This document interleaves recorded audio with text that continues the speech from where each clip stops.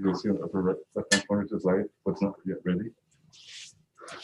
You just wait until this. Where the red thing is, that's the bar you were talking about. Yeah. Okay. Okay, now you can close that window. Oh, now we can? Yeah. Okay. Okay, now you're ready. Okay, thank you. Thank you, Roma. Yeah.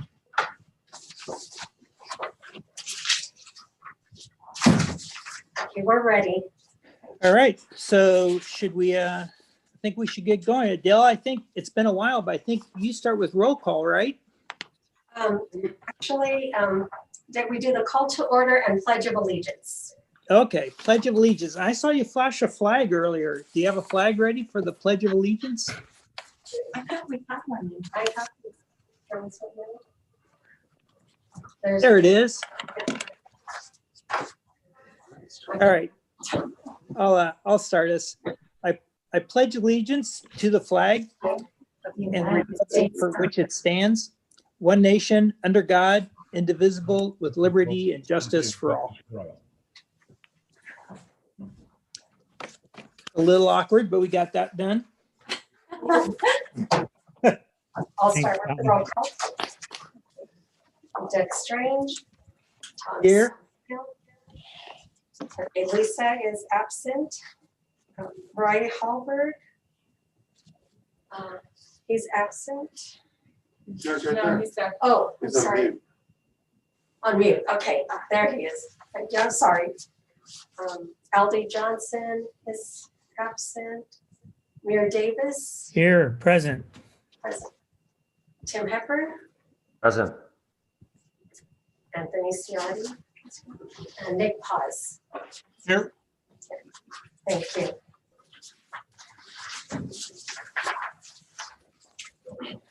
All right. So I'm not familiar with how we do public comment when we're doing a Zoom call. So can anybody kind of coach me through that? Well, we are not really set up, unfortunately, for public comment with this meeting. I frankly didn't realize we even need to be broadcasting up until late this afternoon. So if anybody is out there, I would suggest they call in to City Hall and advise somebody in our city clerk's office at 596-8726, or send in an email to, I guess myself, fine, at dkeesey@cityoflaverne.org. And we will try to come back to public comment maybe at a later point in the meeting. How's that sound? Sounds good. That works. Okay, so next is approval of minutes. These are from the March 10th meeting. Might be a little difficult to remember exactly what we talked about back then. It's been quite some time, so welcome back, everybody. But that is your next task, is approval of those March 10th, 2020 minutes. Motion to approve. I'll second that. All right, all in favor, say aye. Aye. Aye. Aye. Opposed? All right, nobody opposed. So the next item is action items, We have no action items this evening. okay? So that takes us to discussion items. And the first is a presentation from Michael from Bird. Is that going to work? Yeah, Della is going to try to admit him to the meeting so he can give you a brief, roughly 10-minute presentation on their services. Okay, I'm ready to do that.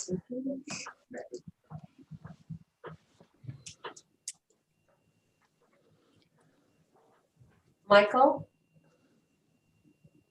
Oh, he's connected. Hello, Michael. How are you? We're ready for your presentation, and thank you for joining us today.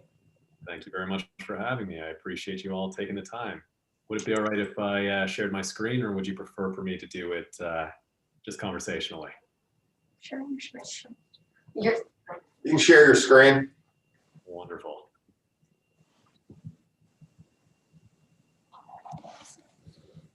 Can everyone see my screen here? yes. Yes. Yes. For those unfamiliar, I am with Bird Rides Incorporated. I'm on the revenue and partnerships team. We are sorry, I'm not sure if you all can see that here. We are a last mile stand-up electric vehicle company. What that means is we provide shared scooters for use by residents and visitors, particularly within Laverne in this case, should you decide to move forward, to use to travel the first last mile between their parking, transit stop, wherever they happen to left an automobile, their home, etc., to their ultimate destination. Some of the benefits of our product are they are clean in an era when there is a lot of concern around the pandemic. They're also open air and independent. So certainly I think there is some both topical benefits as well as long lasting and long reaching benefits. The way that our system works is people will download a mobile application onto their smartphone. They'll see one of our scooters within the community or via the map functionality within the mobile application. Scanning the vehicle will cost $1, after which they are charged for the number of minutes that they use the vehicle. Whenever they create a new account, there is a safety tutorial that each individual must go through, which encourages safe riding behavior, including riding down the street, avoiding sidewalks, wearing a helmet, signaling using hand signals, etc. This individual will then travel to their ultimate destination, which is usually approximately 15 minutes to 20 minutes in distance, again, depending on the market, before hitting a button to end their ride. Somebody else will come along and do the exact same thing. As I'll save my questions to the end here. So the way that we approach partnerships with cities is probably very different from some of the narrative that I think people have heard within the media over the past couple of years. The only way that these systems are sustainable is if we work very collaboratively with cities. To that end, I think it's very important for us to get to know each other, to develop a plan together in terms of how we can best move forward, if this is something that will be beneficial to the community, if this is something that will be welcomed by the community, and how we can best implement it. One of the ways that we do that is by partnering with a local member of the community who really gets a chance to spearhead and take ownership for some of the field operations. This gives a far more nuanced approach. I'll go into that in a bit more detail, but I do want to make sure I am clear that this very much does come from within the community. We can figure out a launch date and then have an ongoing relationship with the city through a management partner internally that the city can always reach out to if there's ever any questions, any concerns. Of course, I know that shared mobility is something that Laverne has previously explored at various levels. I want to make sure I stress this comes at no cost to the city. Bird will shoulder all of the upfront cost for the implementation of one of these systems. I mentioned partnering with a local entrepreneur. We've done this throughout a number of communities now, well over 100 with considerable success. I personally am very proud as I got to be on the ground floor of helping build out this particular model. What it means is that we are able to give an entire business that might otherwise be out of somebody's reach for the next 15, 20 years, for somebody to get a chance to really become involved in and take ownership for. We provide all of the technology, we provide all of the best practices, education, resources that this individual would need. They have daily contact with us. Well, at the same time, they come with a level of motivation and a level of understanding of the community that frankly, we probably wouldn't have without their expertise. So they'll know all of the unspoken rules, all of the nuances within the city, and be able to deliver in a capacity that might otherwise be out of our reach. So what might you ask would be some of the impact there? There's clearly a number of benefits beyond just having clean transportation for one of our systems. For example, in terms of the economic benefits, 56% of our rides do end in front of a small business. The European Cycling Commission has done their own research. I'm sure everybody who is a part of this this committee here is already intimately familiar with what I'm about to say. But businesses that are accessible by alternative transportation means, such as bikes and scooters, do show considerably more spend at a time when I think there is some unprecedented economic strife. Any kind of advantage that can be offered to local businesses is clearly a benefit. Our local entrepreneurs themselves typically earn 70,000 or more per year with the partnership that we do create. Finally, one of the stats that I think is kind of most interesting is 16% of people, or 16% of our riders, use these vehicles that we provide to access jobs that otherwise might not be accessible to them. So certainly, I think that's something that we can all be very proud of. With respect to Laverne itself, ideally, given the weather and the climate, what I would think would be reasonable for us is a spring launch, hopefully April. What that means is if this committee would show their approval for to the council, to the other city departments that would be involved in a decision like this, I am hoping we can expedite that kind of a launch time. With the population size of Laverne being around 32,000, the city itself can probably support a considerable number of vehicles. Having said that, given the way that the city is divided, I think that starting with a much smaller number that is much more easily manageable in a concentrated area around some of the key deployment zones that we have already kind of pre-identified would probably be important to us. To that end, with the campus and the old town being very close together, I think that naturally lends itself to being a very good spot for a system like this. Plus, when you cross Route 66, I think it can be perhaps a little intimidating if somebody is not used to using a micromobility device. One of the advantages of our system itself is how dynamic we can be in terms of partnerships with local businesses. So you see here some examples both within California and other states of how we work together with communities to help drive traffic, to drive new both residents and visitors to new locations where they could, again, spend at a local business. How we can ensure that we present a pleasing aesthetic through creating bird parking zones and proactively address any of the concerns that might arise. We do very much listen to the advocacy that our riders and that the community provides to us, and can create a very responsive system in an environment where, again, we do work collaboratively. I think one of the key points that often gets raised whenever I discuss one of these systems is the safety.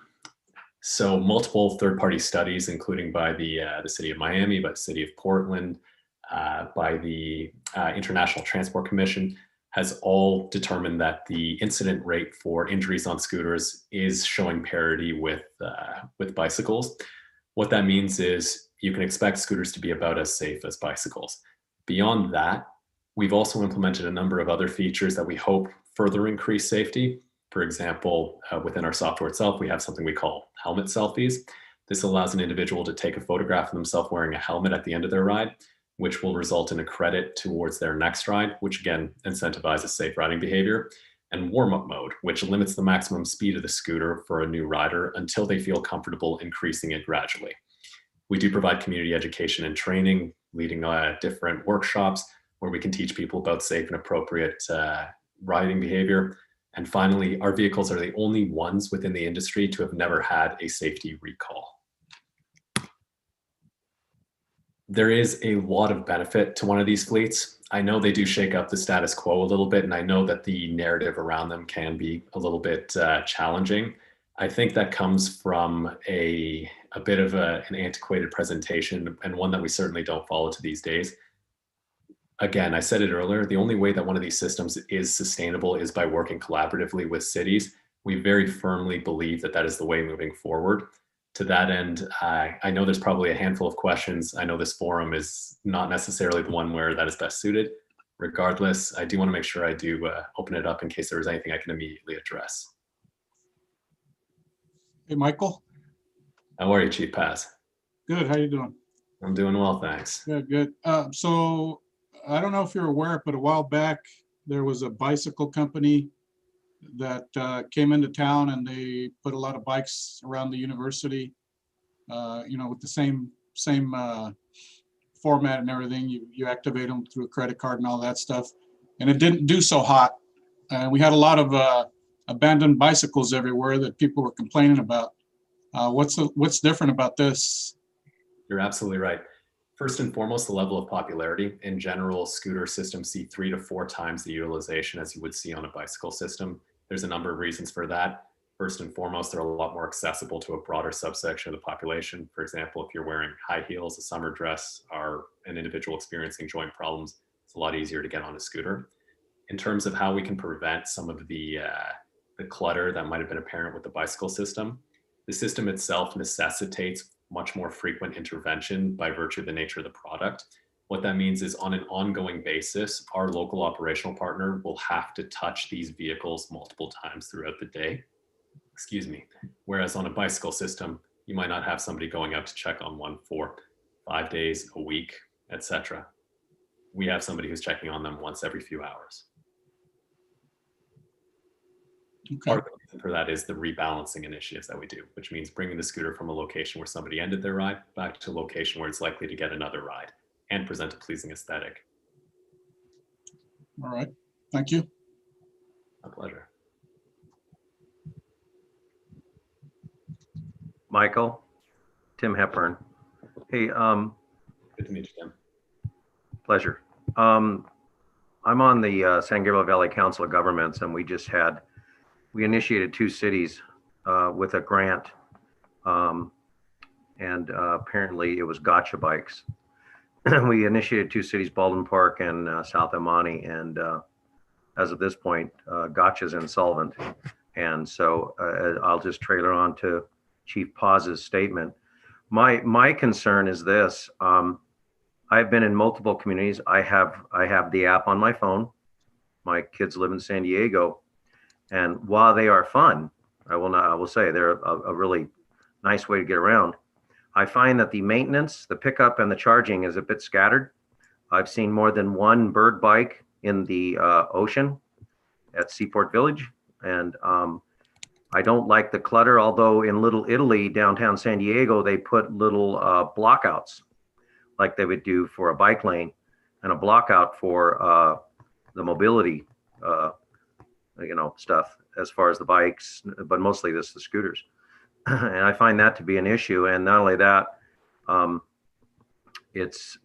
they do get crazy. I know a lot of communities outlawed them. They brought them back on a very reduced basis, but my concern is our residents that don't use them, and our streets aren't that big as far as on our sidewalks and stuff. And I'm not a prude. Like I say, it's a lot of fun riding them, but my concern is the maintenance first. Second is the clutter, because they happen to clutter in large groups in certain spots. And then also, like I say, when they pick up and deliver, like I said, I've seen them. Not only have I seen them in the water, but I've also seen them shredded in pieces. So, and that's just unsightly at times. Like I say, my biggest concern is that, and if our community could sustain that with our downtown, considering now with our campuses closed and everything else, and the bike program that was there before didn't work. So I just have some serious concerns. You're absolutely right. And I think those are both incredibly valid concerns. With respect to the maintenance of the scooter system, there are 2 things that we can do immediately to help address that. First and foremost, launching with a very small fleet. Hence why I think 75 to 100 would be something that would be far more appropriate than the 10,000 that you're seeing from us alone. And well, not quite 10,000, but the 12,000 across the industry that you're seeing in San Diego, which obviously is going to create some issues in terms of having everybody ensure that they are consistently maintaining these. To that end, having a local partner who understands the needs of the community and who is incentivized and intrinsically motivated to keep the rebalancing, meaning again, moving the scooters around, done on an ongoing basis, has been incredibly effective. So this isn't something that we're going to farm out to the community to say on an ad hoc basis, have somebody pick something up, or have an hourly team that's not incentivized to pick up the scooters and maintain a clear process. This is something that we have developed with careful consideration and have implemented over the last 12 months across over 1,000 partners, I should say, at this point in time, to great effect. To that end, I do have firm confidence that we will be able to address the overwhelming majority of these concerns. I won't lie and say we will be able to address everything. There will always be something that slips through the cracks, but we can correct it when we do find that out. Regarding clutter, the way that we would be able to address some of those concerns is by pre-identifying locations that we term nests, our company name being Bird, it's Keep Marketing, blah, blah, blah. where our local operations partner will bring these scooters to once somebody has ended their ride. These are dynamic, meaning depending on the time of day of the week, even the day, the season, the climate, those sorts of things, we can move the scooters to areas where we know people will use them, and moreover, where we know they won't present a nuisance. Some businesses will love to have these scooters in front of them. Having a local who knows which of the businesses there are within the community will appreciate them and can approach and form those types of informal partnerships is critical.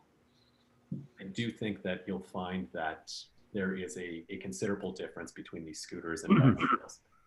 Bicycles in general, don't get me wrong, I love them. I think if there is a close to perfect micromobility modality, it's a bicycle, but scooters are far more popular, and scooters service a far wider range of the resident population. One thing I didn't touch on, just to finish that, is the safety issue too. A lot of the communities were requiring helmets, the helmet law, and making sure that the people had helmets, and I know that most don't. And like I say, there's just so many communities that have got so frustrated with them that they removed them. I think it was Beverly Hills, Santa Monica, Pasadena. So we are still very much active. Are you?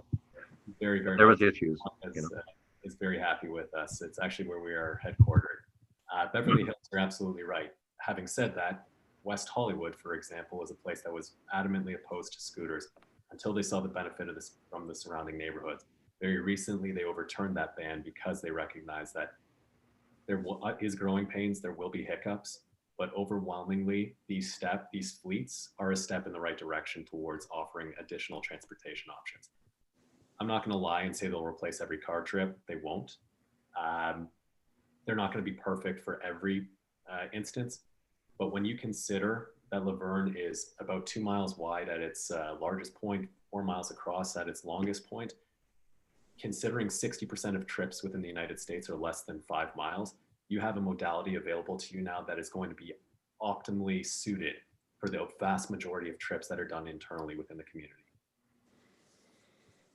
That's not to say they'll be perfect. Sometimes people will need a car, sometimes people will pick a car, but having more options that they can pick from, I think is a good thing.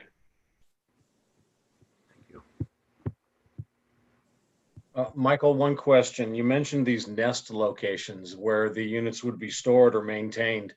Would those units be stored or maintained on public or on private real estate? And if so, how would those public or private landowners be compensated? Very good question. So the scooters themselves will be stored and maintained on private property, on the property of our local operations partner. They would be deployed on public property, meaning when they are used within the public right of way. Obviously not presenting a hazard or a nuisance and out of the way of individuals using the sidewalk. Typically, they would be deployed with what we term the furniture zone, the area that you would, if you were, say, throwing out a chair, place that piece of furniture, right? I know Laverne has sidewalks of variable length, and on some streets, no sidewalks or width, I should say, and on some streets, no sidewalks at all. We would pre-identify locations where the sidewalk has an additional buffer where we can deploy these scooters in a way that they won't present any kind of impediment to people walking on the sidewalk. And again, present a pleasant appearance. Regarding compensation, the local partner and I and our company would create a partnership structure that is based off of a revenue share basis.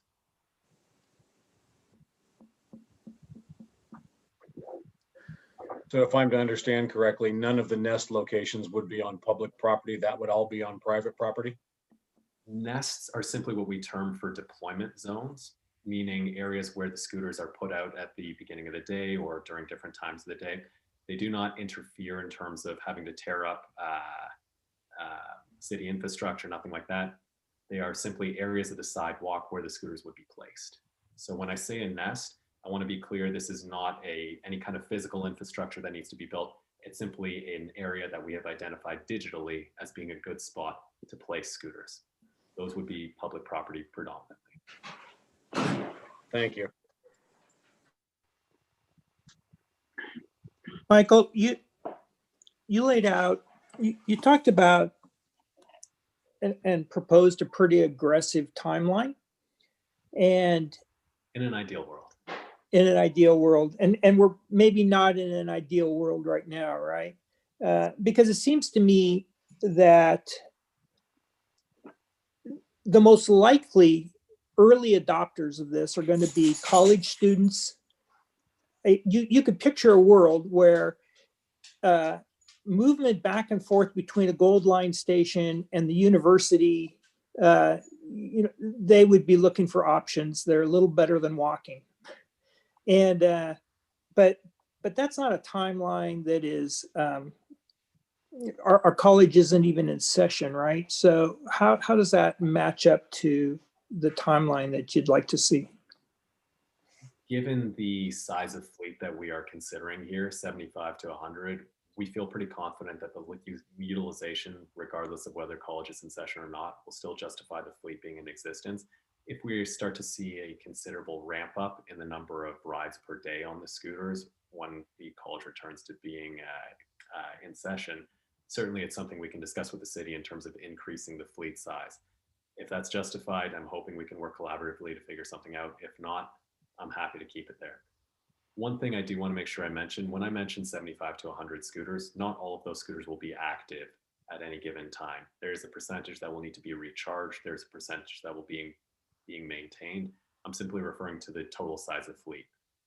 When you have 75 scooters, perhaps 25 of them will not be available at any given time, which further reduces the presence within the community. In answer to your question, I think we'll still see considerable utilization, especially given some of the demographics that you have within Luverne with a fleet that size, regardless of whether the college is available or not. My next, oh, go ahead. Who is? Well, go ahead, Doug. I was going to ask him a question, but you can go ahead. My next question would be about, we can speak for Luverne, but obviously we're a very connected area, right? And what I always would tell people is that you give people the ability to go much distance, and they're going to quickly cross city boundaries, right? They're going to go Old Town San Dimas, or they live in San Dimas and they come to Old Town Luverne, or they go to the Claremont Village, because, there's attractions there. So how does, I guess I'm throwing out a little bit of caution when one city acts independently, because I think you end up seeing lots of movement between all of them. I'm glad you raised, which would be lots of bird, us implementing them would result in birds within Claremont Village. I'm very glad you raised that. We do have what's known as geofencing capabilities. So every single scooter is equipped with an IoT device, essentially a GPS with additional transmission capabilities. Think of it as being like a cell phone attached to every single scooter. That gives us a host of different functionality. We can draw digital boundaries around the operational area, meaning Luverne or the areas within Luverne where we think the fleet should be operating. If a rider crosses one of those boundaries, the scooter will slow down to 1.5 miles per hour, begin beeping and flashing, and a notification on their cellular device will be triggered telling them to return to the operational zone, which they'll be able to see right within the map. So essentially, the scooter shuts down if somebody does not use it within the area that they're supposed to.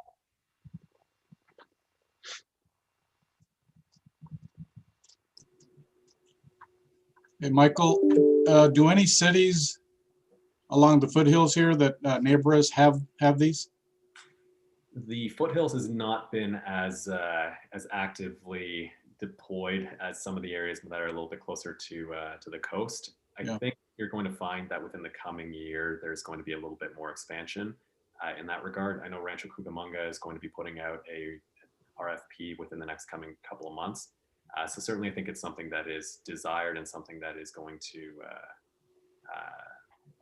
be of greater presence. But at this point, it's a little bit limited. So are we would we be the first city if this went through? There is the potential for Luverne to be the first city amongst the area, yes. Again, in the interest of transparency, Luverne is not the only city that I'm speaking to, though. Right.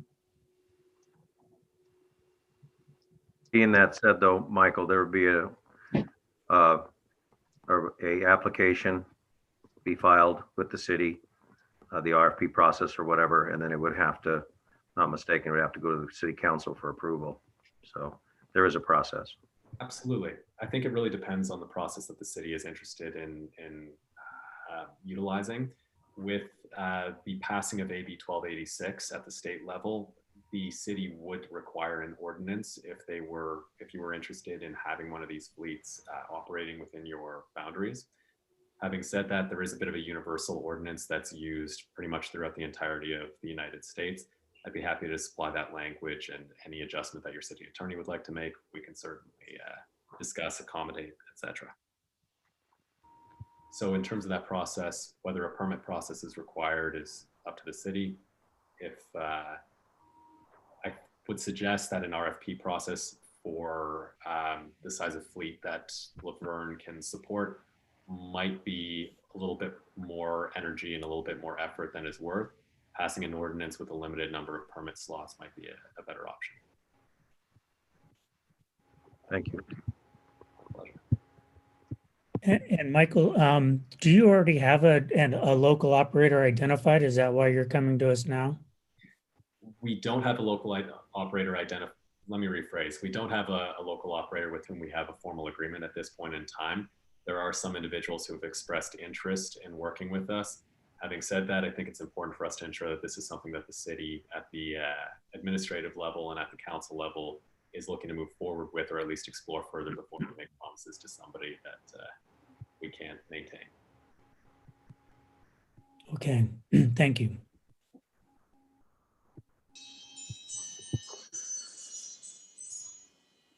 Okay, so I guess I'm kind of looking for some help here on what's the right next steps for us. It's kind of Absolutely.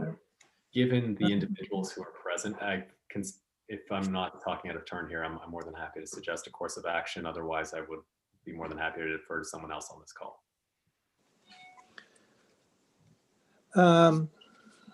Dan, I was looking for you to kind of mentor us on this. Yeah, I just unmuted myself. You know, as an advisory body, you can make recommendations for a number of things within your quote unquote responsibilities. This is certainly within one of your responsibilities. If you think this is something that is worthwhile and you want the city to give it some consideration, we can certainly forward that recommendation via a staff report to the city council.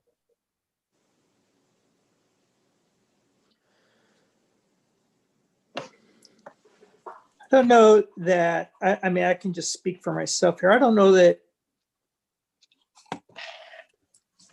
it seems to me needs to be a step between simply hearing a presentation and, you know, having something I'd be comfortable going to the city council as a recommendation, you know, for myself that I would. Right.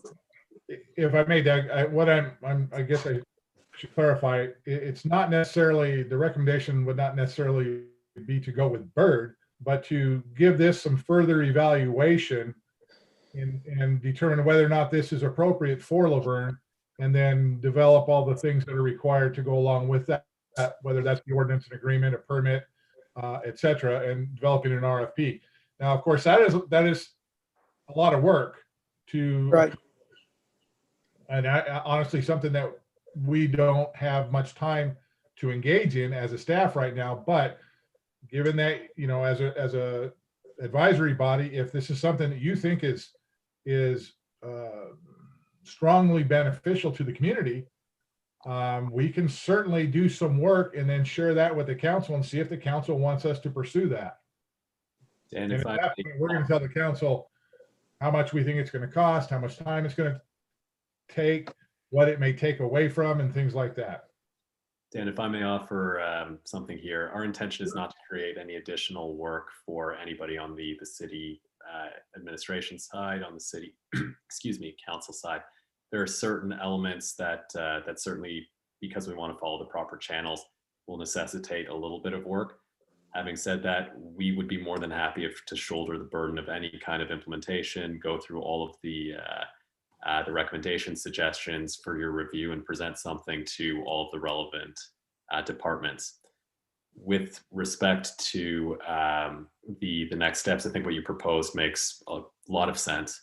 Considering the interest that Bert has expressed, I hope that you'd be willing to work with us, gather some more information together, allow us to share some more details that we weren't able to do here within a 10-minute presentation and a 25-minute Q&A session, wherein we can do a bit of a deeper dive as to why or why not this is a good fit for Laverne.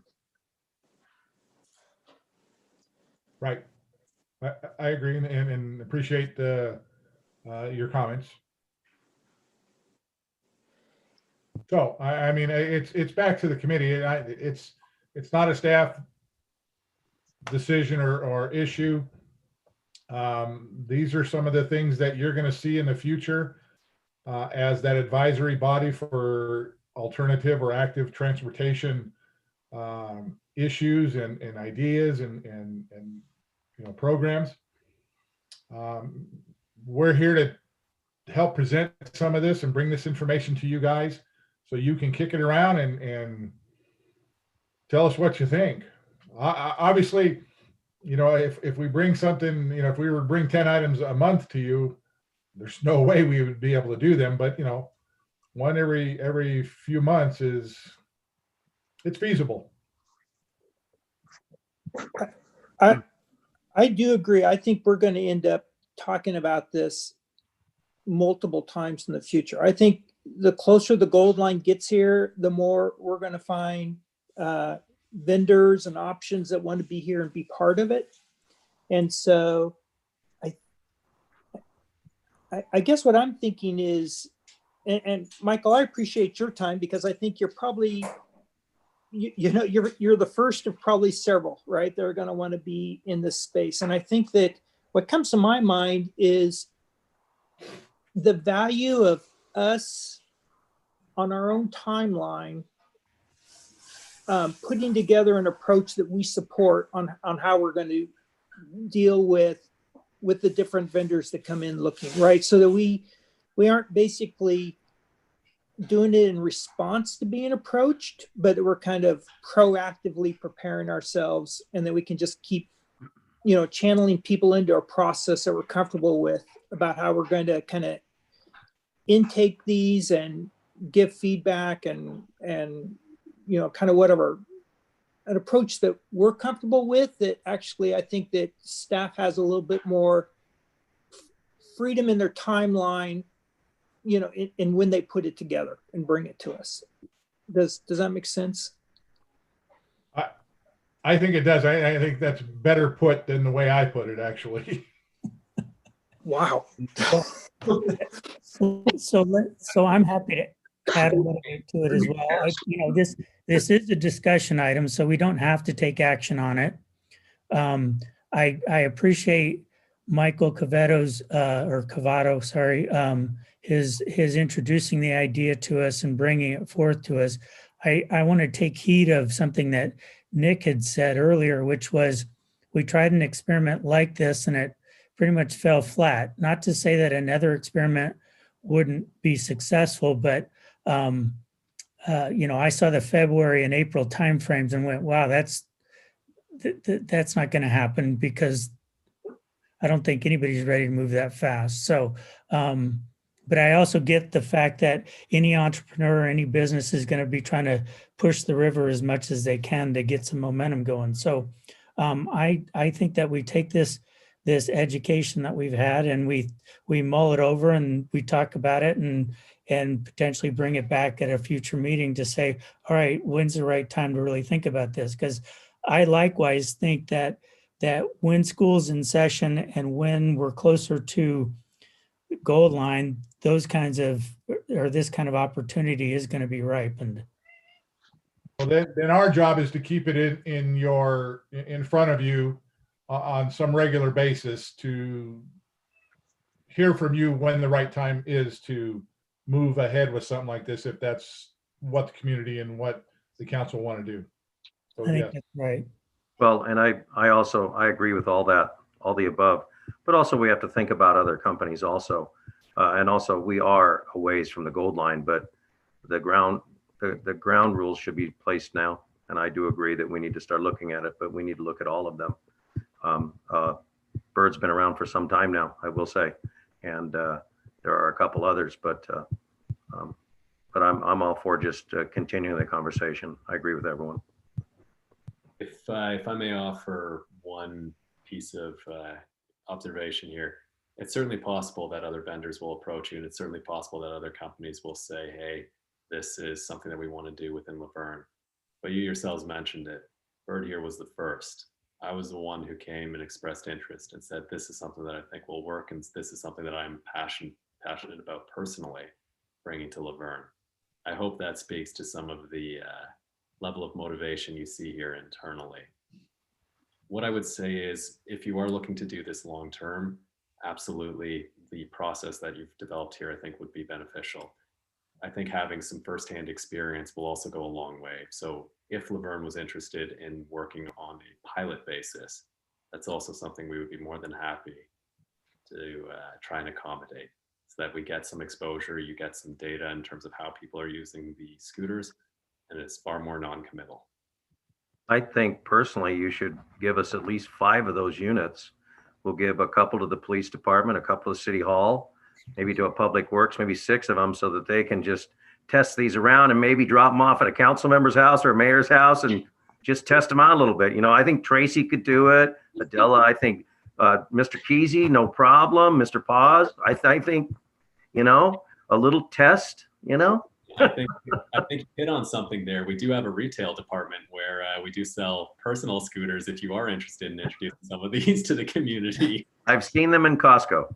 So I have seen them in Costco. Yes. So anyway, thank you. All right. So thank you, Michael. I think where we ended up is that we do want to continue the discussion. We see the wisdom in putting some thought into this. And if Dan, if we can, you know, I don't know if this ends up being an action item, you know, but, and I don't want it to be a burden to staff, but I think it's something that maybe we can talk about next time when the time is right and when it works for staff. But it seems to me it is a discussion that we should be having so that we're kind of ahead of this game, kind of going forward. Does that work? Sure. Okay. Thank you, Michael. We appreciate it. And I know there's a Bird scooter running around town. I see it all the time. So I don't know if it's one of those private ones, or I always keep thinking, where did that come from? It's owned. It's public owned. Thank you, Michael. All right. Thank you so much for speaking. Thank you, sir. Appreciate the presentation. Thank you. Take care. Thank you. All right. So our next item is the infamous active transportation plan. And I see that we have Candace in the room there, right? There's Candace. A very small Candace on my screen, which is all split between everybody. Yes. So everyone got the active transportation plan, I hope. Had some time to look at it. This is what we plan on taking to the Planning Commission, probably in March, we're thinking. And then ultimately it will go to City Council for final approval. We're hoping that this committee can give us a recommendation to the Planning Commission for adoption of it. We have Matt from Kittleson, who is the consultant that prepared the document. If you have any, you know, he addressed all of the comments that were from the previous meeting that we discussed, some of the concerns, and most of them were addressed, if not all. And yeah, so if you have any questions or any concerns that were not addressed, he's here, I'm here. If you want to talk about a few of them, that's what we're here for.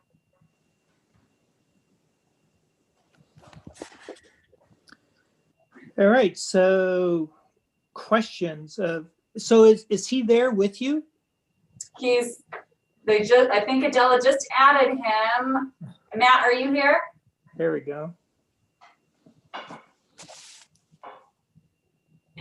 It's been saying he's- It looks like he's on mute. My display says he's connecting to audio right now.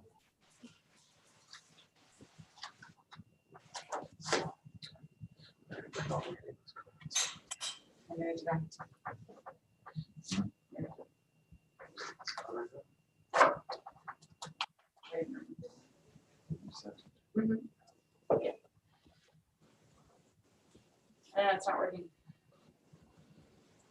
It's been saying he's connecting for a little bit now.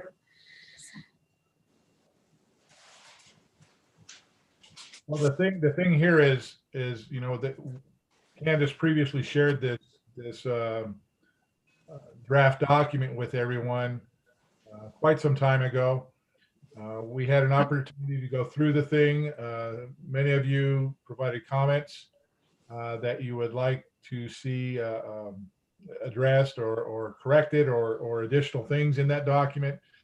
Candace and the folks from Kettleson took this document back and did their best to address all of the comments. I will say, you know, a great majority of them were addressed, not everything. In all honesty, even when the council asks for something to have a bunch of changes, we can't do everything sometimes. But they incorporated just about everything that could be incorporated into the document, made the revisions. And so what you were presented with about a week ago now, or so, is that anticipated final draft that Candace and her team will be promoting or sharing with the Planning Commission and ultimately City Council. Yes. Are you Matt, on? are you there? Hello? Yes, I'm here. Oh. Can you hear me? Okay, it works now. I filled the space pretty good then.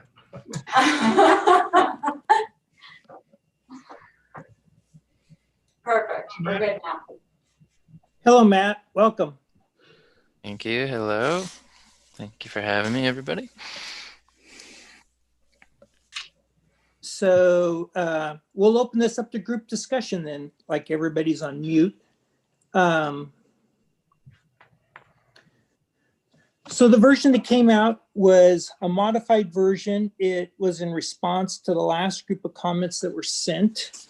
And so I don't know if everyone's read that and if they read all the different comments, if they agreed with the comments or if they felt that, you know, if they felt they were resolved or not. So I'm just going to open that up for question. And Matt, I know that you may have received some additional comments. Have you made any other changes to the version that we saw? We have not received any comments at this point, other Okay. than beyond the ones that have been incorporated.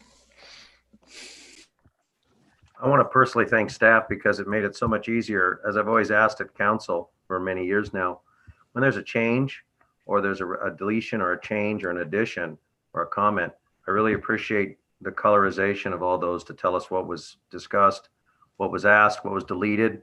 It really helps us because then you have a body to go by. So thank you very much.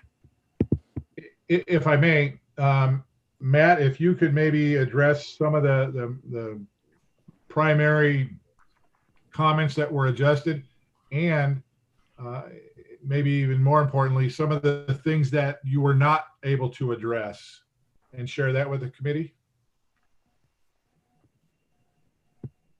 Certainly. So we did make a number of revisions to the plan to account for some typos and other errors that resulted of some of the network changes that we had made from the previous version. So that was a kind of big cleanup that happened through there. We also, per the comments that we received last time, did remove the weighting from the prioritization. So that was a rather large change in there, so that what you have now is the raw scores without any weighting applied to those. And the idea behind that was from a comment received related to allowing the Active Transportation Committee and staff to weigh in on what that weighting, what the most appropriate weighting might be going forward through discussions to help align align the projects with priorities going forward. In addition to that, we did rewrite a few of the sections around the recommendations in order to account for some inconsistent, maybe not inconsistent language, language that was not clear to try and clarify the intent of those recommendations.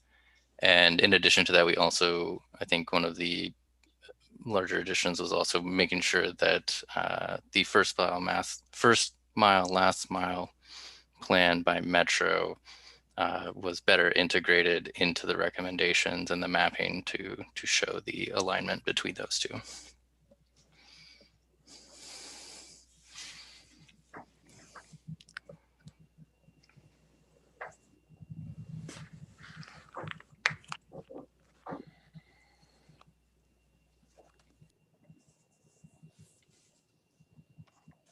Going to so let's just open this up and see if anybody has any, if they've read through it, the comments, if they have any additional feedback or comments. And Candace, if my understanding is right, what you're looking for here is for us to kind of give a thumbs up. I mean, I know we're not an approving body, but a thumbs up, like, yeah, we're comfortable with it. And the next step would be the Planning Commission, right?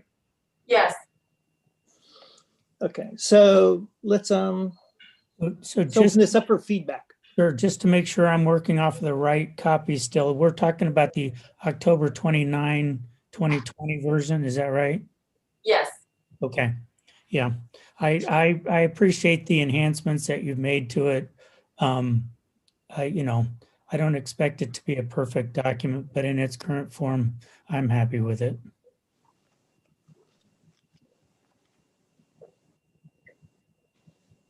I've reviewed the document that Muir is referring to on those exact dates, and the comments that were put on there seem to have addressed the comments that we had with inside of the committee meeting. Actually, there were quite a few more than I had expected to see, and I do appreciate the effort that was put into it. I'm sitting at a point where I don't know of much more of what could be added or changed. And to echo Muir, nothing is ever going to be perfect in these documents, but I think you've made great improvements and great strides in moving forward. So thank you. I'm going to concur also. I 100%. Nothing's perfect, and it's kind of a living document that will change as our needs change. So, but again, I appreciate staff's efforts to highlight the areas that were changed or deleted. It makes it easier to sift through it, but it's a lot of work, and I really do appreciate it. And at least we're on the right path. At least I feel so. I feel we are. Thank you.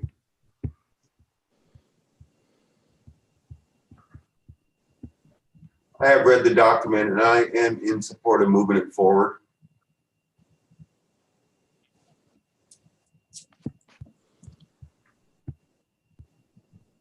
Mr. Halberg, we're waiting with bated breath your first comments on a transportation meeting. Make sure you're off mute. You have to figure out how to unmute myself. Yeah, I'm kind of the new guy on the block trying to listen and learn, so I don't have a whole lot to add. I thought I had a copy of the plan, and when I tried to print it, I got a bunch of blank sheets. So whatever I did, I messed up. So I'm still in the learning process here. And if I may say, and Candace or Matt, correct me if I'm wrong, this is a plan that provides guidance for what we will try to achieve in the future. It is not our Bible. It is not doesn't carry the same weight as our zoning document, for example, which is, stringent regulatory requirements. But this is a guideline. Would you guys agree? Yes, Yep. Exactly. Well, therein lies the value that if we aren't 100% correct, it's still going to be a great document. And if I'm not mistaken, this document still moves on to Planning Commission for its comments and approval prior to even going through to City Council, correct? Yes.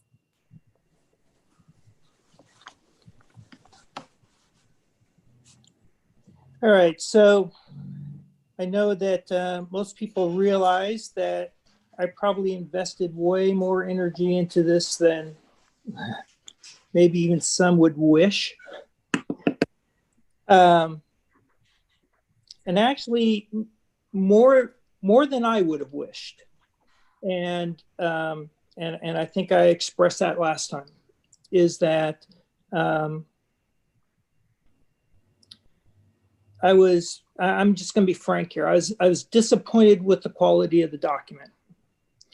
And so, and a lot of the, the cleanup and stuff, it's great that it's happened, and it's definitely a better document. Need to balance this with, I think, recognizing that I had several concerns. One of my concerns is it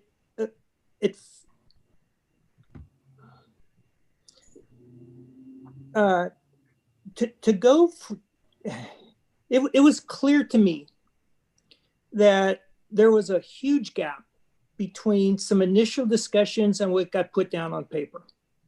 And it took a lot of energy and a lot more work than I really think was necessary, that there should have been some reviews with just people who were on the ground, people who actually said, actually that street doesn't go there. Actually, that's right through the middle of a mobile home park. Actually, we don't connect to that city. That's the wrong city. And so a lot of, what we had is not real, it's just work that I felt didn't need to be done through the committee, but it is. And so we're here at kind of a step, and we're having kind of discussions that I think is kind of a lot of house cleaning stuff. So, but equally, this is a document the public's going to see, right? And the public's going to see it. It's going to reflect on us. It's going to reflect on all of us. It's something that we feel is ready for the scrutiny. Not everybody's going to be all that supportive of active transportation, especially spending tons of money on active transportation. So I think there's a standard there that it's ready for the kind of public scrutiny, and that we feel that it reflects our best effort. I think also last time when we talked, there was also kind of some thinking that, there's some things that I had questioned. And there's thought, well, we should have it in here because we're not going to get it if it's not in here, right? So we have to kind of balance this, like we're not going to get it if it's not in the document, with not everything needs to be in the document. Sometimes, like, are we kind of consistent in that discussion? But I do think we're down to a much shorter list of items. Like on my list, I'm down to 22.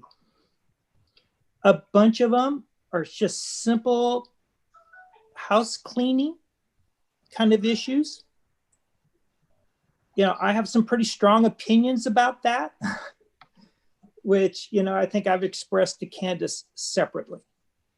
But I just don't think we should be cleaning these kinds of things up. I don't think that I should be able to take two different pages that have the same thing and put them side by side and find that, they say different things, or they were connected to cities that we're really not connected to. And so I know that sounds nitpicky, and frankly, I just don't even think that we should have to be dealing with it, in the committee. So there's quite a few of those are still there. I don't, my preference is not to read them one by one by one, and get answers on them. But I'm willing to do that because I do feel that there's a group of them that Matt, I think you guys should address just because it's your document, right? And it reflects on your work. But I have three questions that I have down for staff, and I think that we can kind of quickly maybe dispense with these. One is around goals and actions. And what I'm looking for is staff comfortable with these goals and actions? Because what I'm hoping is that when we have this document, that our next step is to turn it into action. And so for the goals and actions, I mean, I'm supportive of the goals and actions, but is staff comfortable with those? And we're willing to then basically, once this is approved, that you'll be comfortable coming back and saying, yeah, okay, so here's how we're going to implement these goals and actions.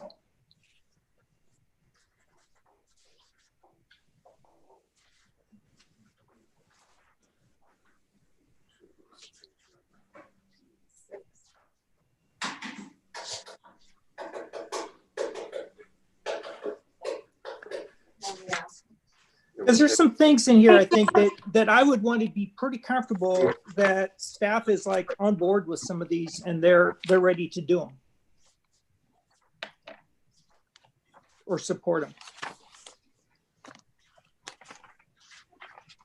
So he's questioning this on this. So your question, Doug, is to us whether we're supportive of the goals that is in this document, correct? Yeah, the goals and actions. Like if you guys are like, yep, we're good with these, and we'll you know, once this is approved, we'll go ahead and move forward with you know, starting the ball rolling on these different actions.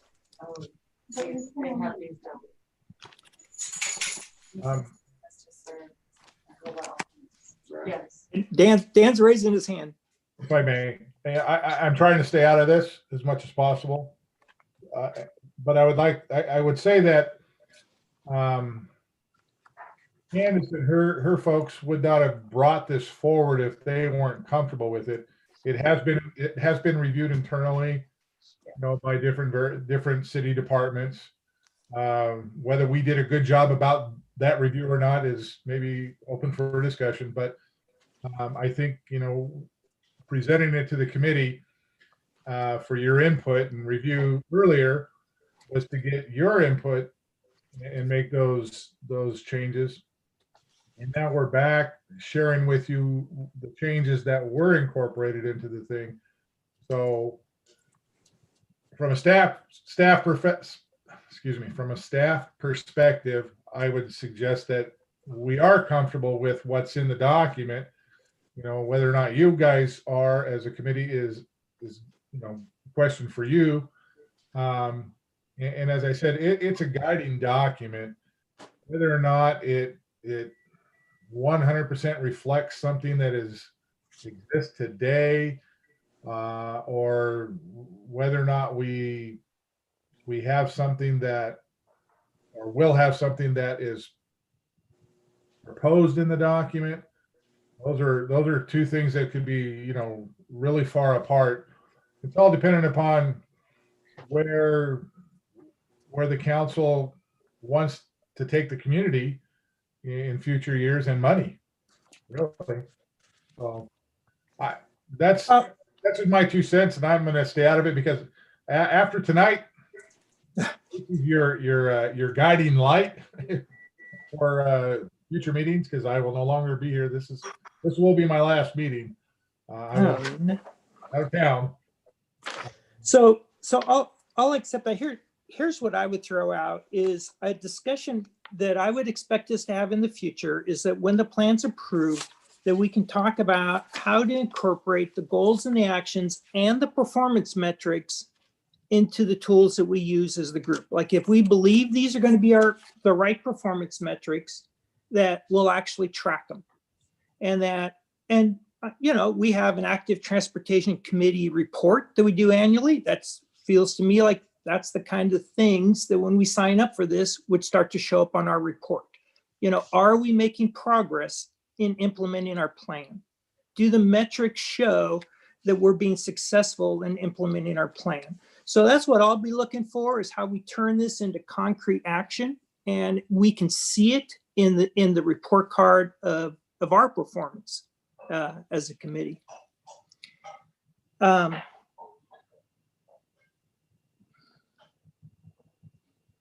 All right.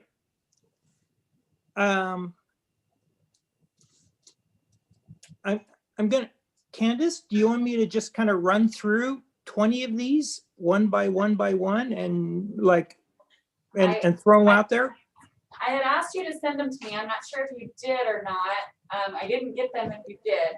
Oh yeah, I did. Well, Oh. let's say this. I certainly thought I did, Okay. but I did not, history which is has why- long proven there's. I Which don't is know. why I didn't send them to Matt, because I did not get them, or maybe they're lost in email space somewhere, but I didn't get them. So if you just email them over to me, I can take a look at them. Matt and I can talk on the phone tomorrow and go through them. And if I have any questions, I can give you a call and we can talk about it between the three of us. We don't have to do it on here. I would love to do that. That Okay. seems to be a way more efficient way to just kind of knock these kinds of things out than I what we've been concur. than I what we've been concur. doing. Thank you, Doug. Thank you, Candace. We can Thank do you, it. Candace. Thank you, Doug. Yeah, and get back to us on that. I think that's important, just to see and if the changes need to be made. Matt's in agreement to that, and so is Candace and Doug. I think they can report back to us. Don't you guys think so? And say, Well, I don't know that we need to necessarily come back here. no, I think whatever changes are gonna be made are not significant, I don't think, Doug, right? Well, as you may remember, I categorized my comments, right, into those that were really kind of your decision. And they're just like, look, here's my feedback. Like, I wouldn't accept this, but it's your call, right?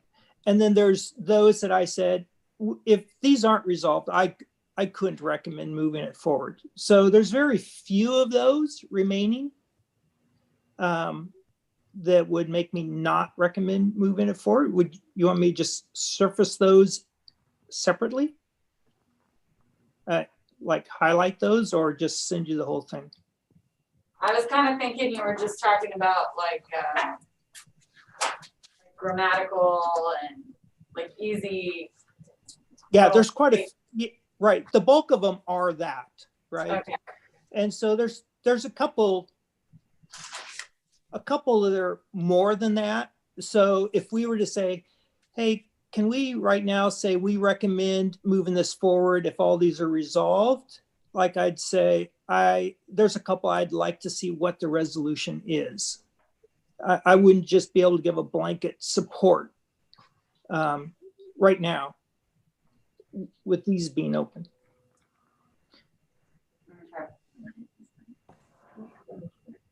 So, but you need some support to take to your March meeting.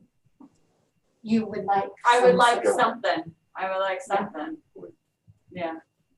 So I think, Like I you have got the majority Yeah. support to send to city council.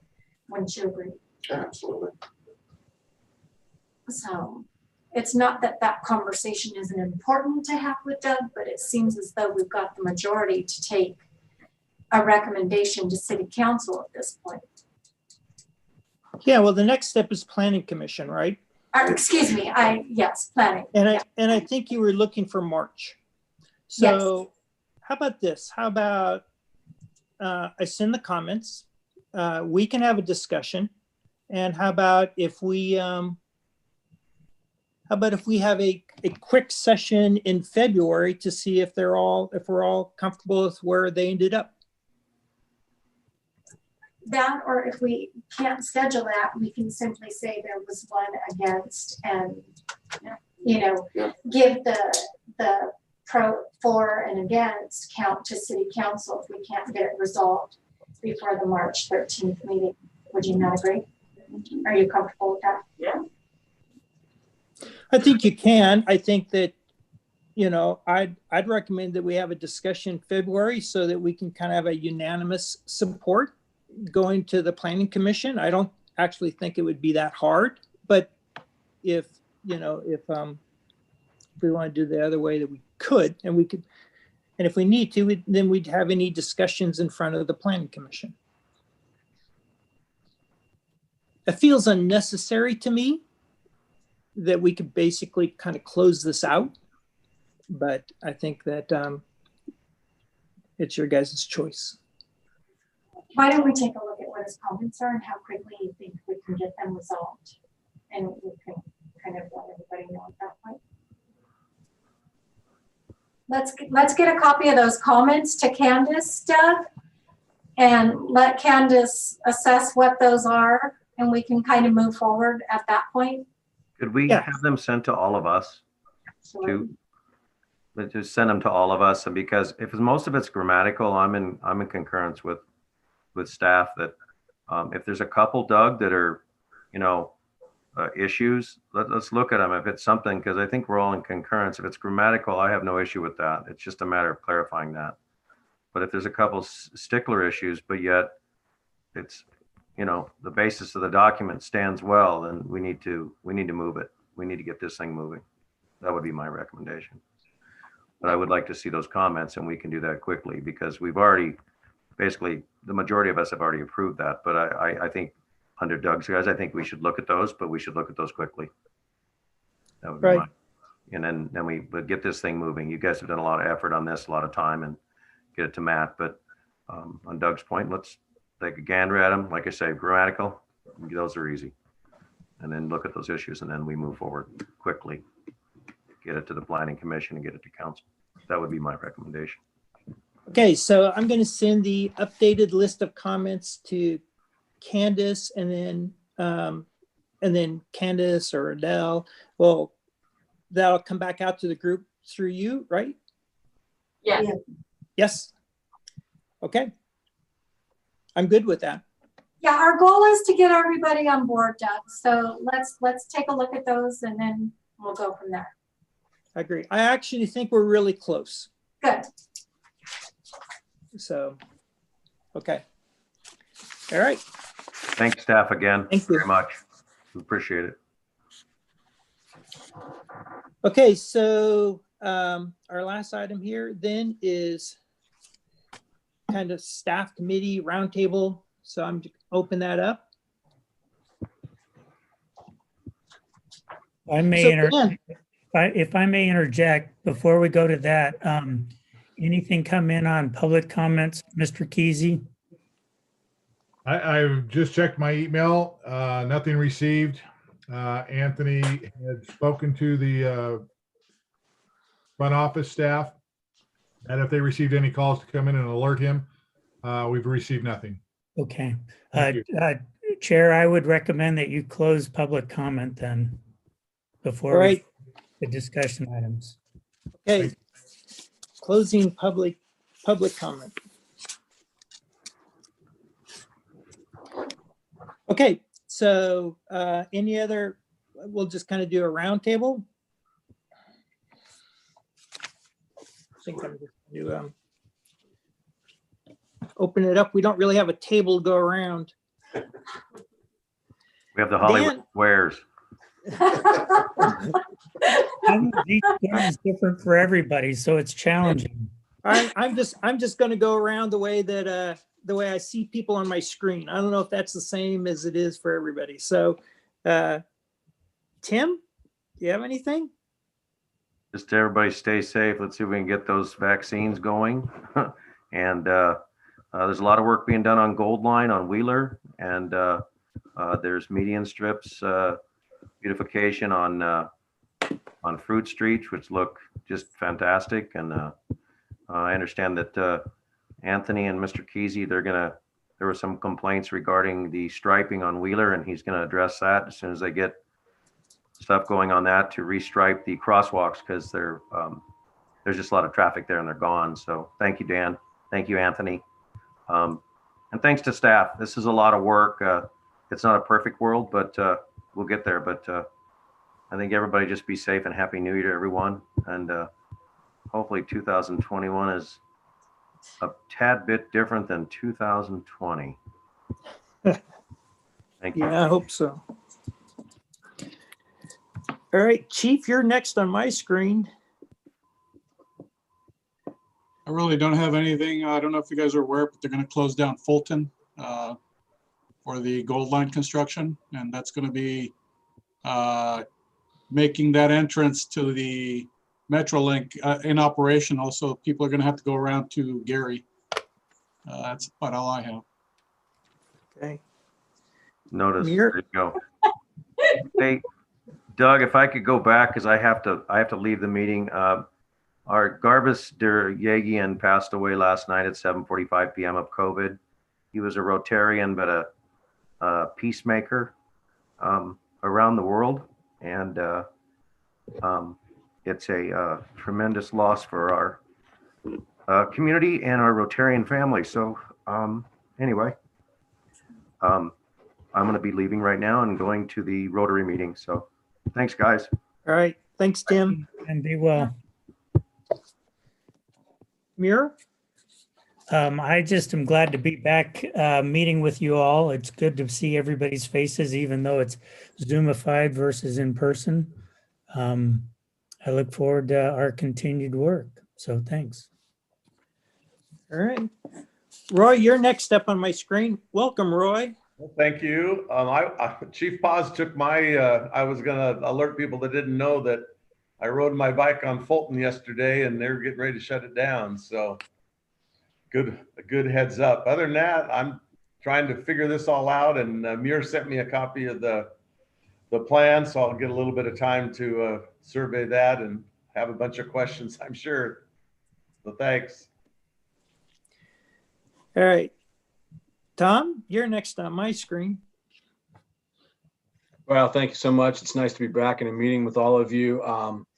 Just wish everyone, a happy and healthy new year and stay safe. And big thanks to Chief Paz for keeping us safe throughout this last, the last period that we've been going through. I really have no other comments other than don't forget, coming up in April is National Organ Donor Registration Month. So if you have to renew your license, please, with careful consideration, check the box to become an organ donor. Thank you. All right. Dan, you're next on my screen. And Dan, I'm going to say, so I met Dan when, on the whole topic of active transportation. And Dan is Dan, but he's actually been a good guy to work with, right? And I've known a lot of Dans in my career. And so you got the active transportation committee going, and I've seen you kind of, I admire how in the end, when it comes down to getting things done, you get things done. So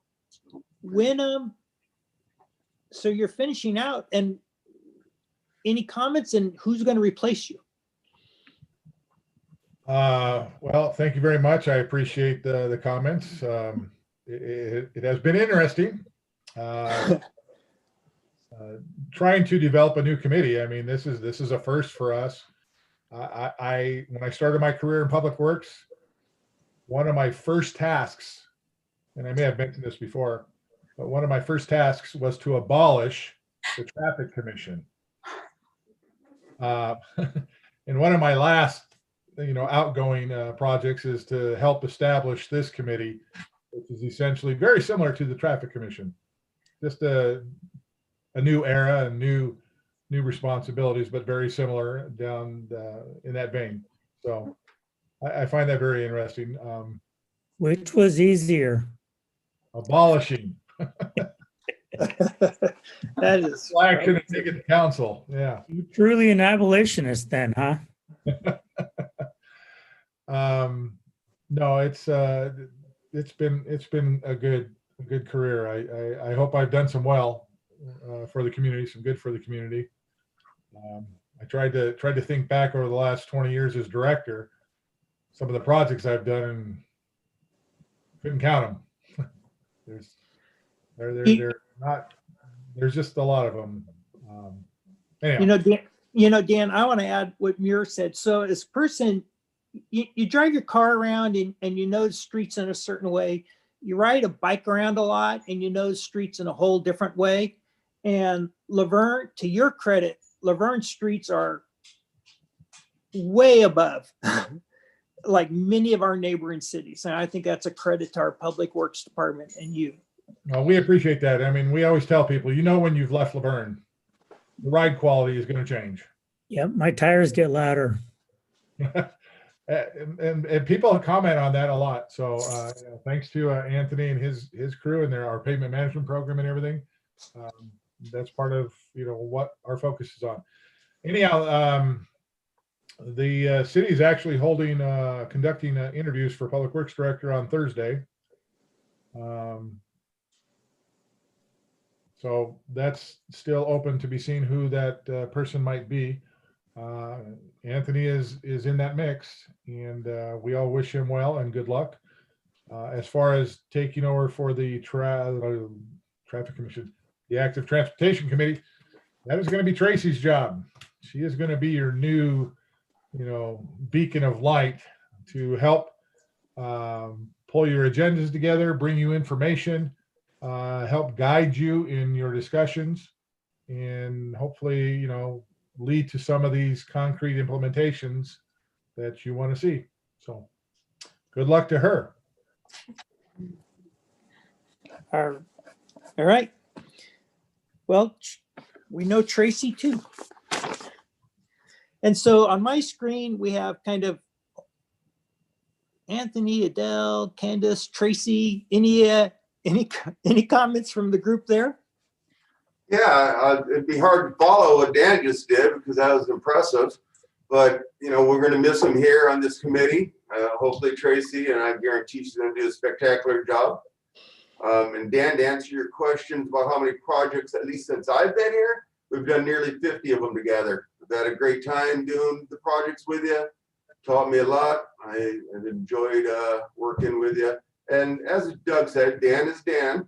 He's got his different ways of doing things sometimes, or saying things, which I actually love. So, well, you'll be missed big time. Oh, and Roy, welcome to the committee. Thank you. The my comment is that Caltrans, which I don't often look to for just doing earth-shaking improvements a lot of times on the streets, has been making some significant changes on Foothill Boulevard. And I don't kind of know the background, or how, I'm not in the works on that, but I just wanted to recognize that they've made some significant pedestrian improvements on Foothill. And, with the kind of better crosswalks and the ramps and the sidewalk. I remember some of the things we're seeing them do were some things, Mir, you had mentioned, needed to be done kind of there near Del Taco, right? Like how difficult that whole kind of intersection was. And some of the work they've been doing is a big step up. So I just wanted to kind of they're kind of doing some of our work for us, I think. If that's true, maybe we told them to do it. Maybe we did it, but the changes on Foothill are significant, I think. All right. So I think that's it. I think we're done. Our next meeting is scheduled for April. And Candace, if this goes to Planning Commission in March, can you make sure that we all just kind of know that? I mean, I'd like to be there, just to watch that process and support it. Definitely. I'll let Adela know and she can notify you guys. I don't know that's my thinking is March, but I'll let you guys know for sure. Okay. All right. Thank you, everybody. Stay safe. Thanks, everybody. Thank you. You want to adjourn? Okay, we're adjourned. We're adjourned at whatever time. 6:25. 6:25. All right. Thank you. Take care, Dan. Dan, thanks for all your years of service. We do appreciate it. Good job, Dan. Thank you. And if you need any recipes for the Traeger, I've been developing a whole bunch of them over this quarantine. You know what? My son-in-law is, he's the head chef at Chase's. They laid him off, and so he's been here for the last month cooking briskets and pork bellies and more stuff than I have never even heard of on his. I'll see you Thursday night for dinner. Yeah, really? Do you invite us over, or do you deliver? Good night, all. Thank you All so right. much. Okay, thanks.